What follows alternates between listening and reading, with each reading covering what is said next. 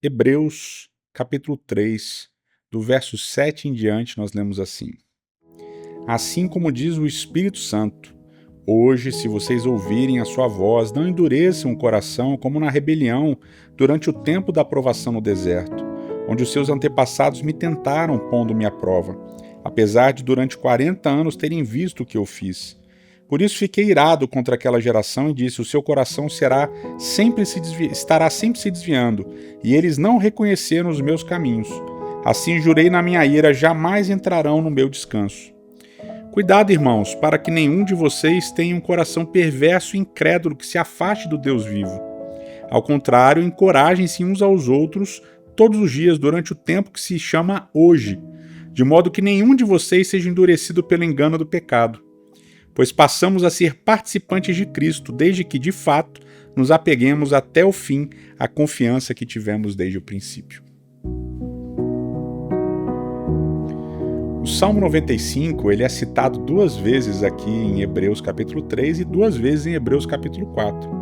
Na verdade, esse é um dos comentários mais longos sobre qualquer salmo que a gente encontra no Novo Testamento. O autor de Hebreus ele usa o Salmo 95 de uma maneira extremamente interessante para trabalhar alguns temas teológicos. A primeira coisa importante é a gente notar que o início dessa sessão diz assim: assim como diz o Espírito Santo, hoje, se vocês ouvirem a sua voz. Aqui no contexto de Hebreus, ele coloca Deus dizendo alguma coisa, isso está lá em Hebreus capítulo 1, versos 5 a 9. Depois ele coloca Jesus dizendo alguma coisa, Hebreus capítulo 2, do verso 12 e 13.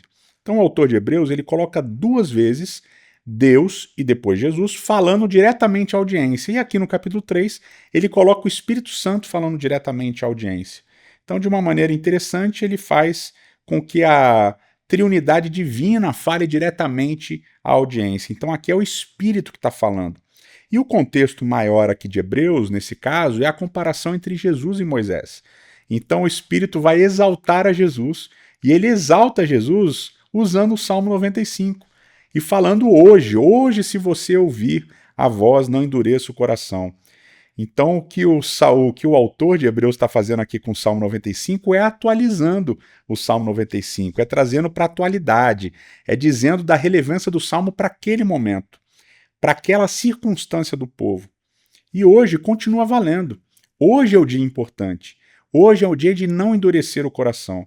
E aquele Espírito que falou e testificou sobre Jesus lá para o autor de Hebreus, para aqueles ouvintes da carta de Hebreus, é o mesmo Espírito que continua testificando de Cristo hoje.